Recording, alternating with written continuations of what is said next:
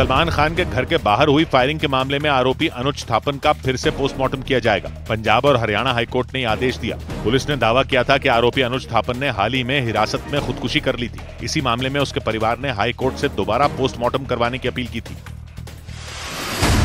उत्तर प्रदेश के हरदोई में अमित शाह ने एक चुनावी सभा को संबोधित करते हुए राम मंदिर के मुद्दे पर विपक्ष को घेरा।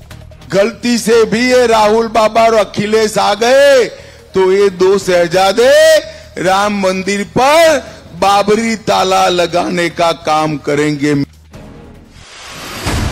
मुंबई इंटरनेशनल एयरपोर्ट और डोमेस्टिक एयरपोर्ट के रनवे सुबह 11 बजे से शाम 5 बजे तक बंद रहेंगे। रनवे की मरम्मत और रखरखाव के लिए इसे 6 घंटों के लिए बंद किया जाएगा।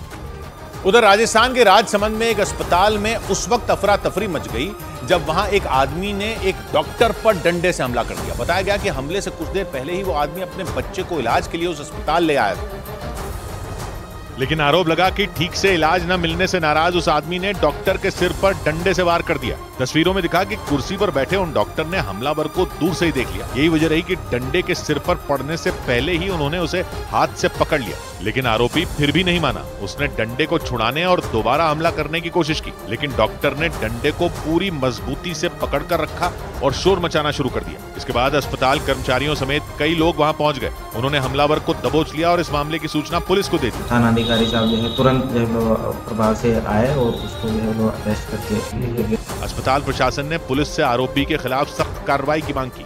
इस बीच शरद पवार के क्षेत्रीय पार्टियों के कांग्रेस में विलय वाले बयान पर घमासान छिड़ गया। शरद पवार ने एक अखबार को इंटरव्यू दिया और उसी इंटरव्यू में उन्होंने बयान दिया कि अगले 2 साल में अलग अलग क्षेत्रीय पार्टियां कांग्रेस के साथ बेहतर तालमेल के साथ काम करेंगी।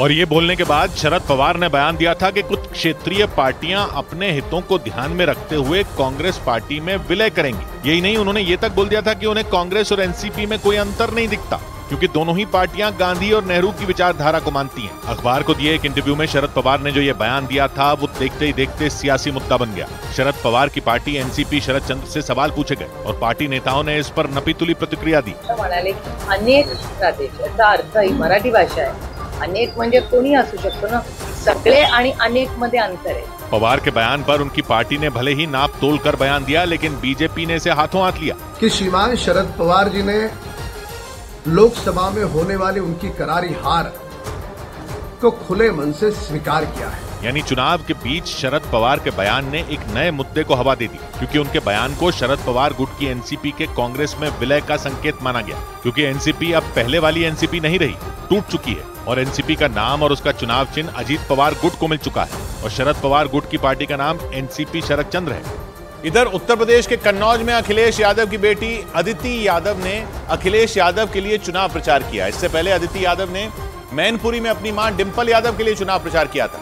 यही नहीं, वो मैनपुरी में लगातार सक्रिय थी और मैनपुरी में मतदान के बाद अदिति कन्नौज पहुंच गई। या यूं कहें कि मां के लिए चुनाव प्रचार करने के बाद अदिति ने पिता अखिलेश के चुनाव प्रचार का जिम्मा संभाला। वो लोगों से मिली, उनके साथ तस्वीरें खिंचवाईं और अपने पिता अखिलेश के लिए वोट मांगे। विकास को आगे बढ़ाने के लिए मेरा आप सबसे निवेदन है कि आप 13 तारीख को समाजवादी पार्टी को वोट दीजिएगा और भारी बहुमत से जिताइएगा।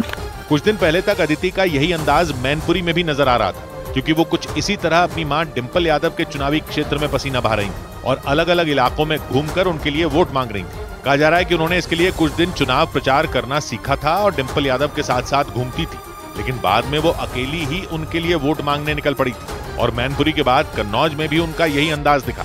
अदिति यादव लंदन में पढ़ाई कर रही हैं और चुनाव के लिए खास तौर पर छुट्टी लेकर भारत आई हैं। उधर airline company air India express के 200 से ज्यादा कर्मचारियों के अचानक छुट्टी पर चले जाने से 80 से ज्यादा उड़ानें रद्द हो गई। इसके बाद दिल्ली समेत देश के कई एयरपोर्ट पर मौजूद यात्रियों के बीच हड़कंप मच गया, क्योंकि उन्हें जिन उड़ानों से सफर करना था वो ऐन वक्त पर रद्द कर दी गई।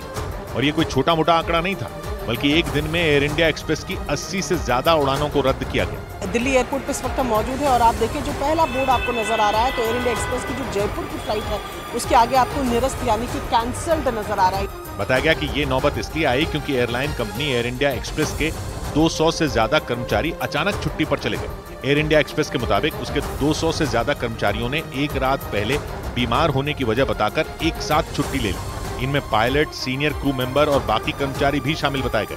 और इससे हुआ यह कि एयर इंडिया एक्सप्रेस के पास कर्मचारियों की कमी पड़ गई, जिसकी वजह से उसे अपनी 80 से ज्यादा उड़ानें रद्द करनी पड़ गई। और इसका असर न सिर्फ घरेलू उड़ानों पर पड़ा, बल्कि कई इंटरनेशनल फ्लाइट भी या तो रद्द कर दी गई या फिर उनका समय बदल दिया गया।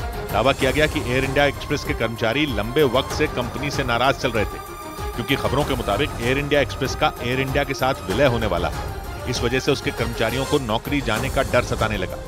और इसी वजह से पिछले कई दिनों से एयर इंडिया एक्सप्रेस के कर्मचारी इसका विरोध कर रहे थे। लेकिन उनका आरोप है कि उनकी मांगों पर ज्यादा गौर नहीं किया गया।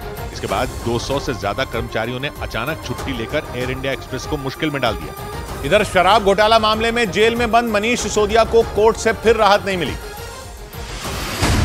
दिल्ली की राउज एवेन्यू कोर्ट ने शराब घोटाले से जुड़े मनी लॉन्ड्रिंग मामले में पूर्व उप मुख्यमंत्री मनीष सिसोदिया की न्यायिक हिरासत 21 मई तक बढ़ा दी। इसके अलावा दिल्ली हाईकोर्ट ने उनकी जमानत अर्जी पर अगली सुनवाई के लिए 13 मई की तारीख तय कर दी। हाईकोर्ट ने ईडी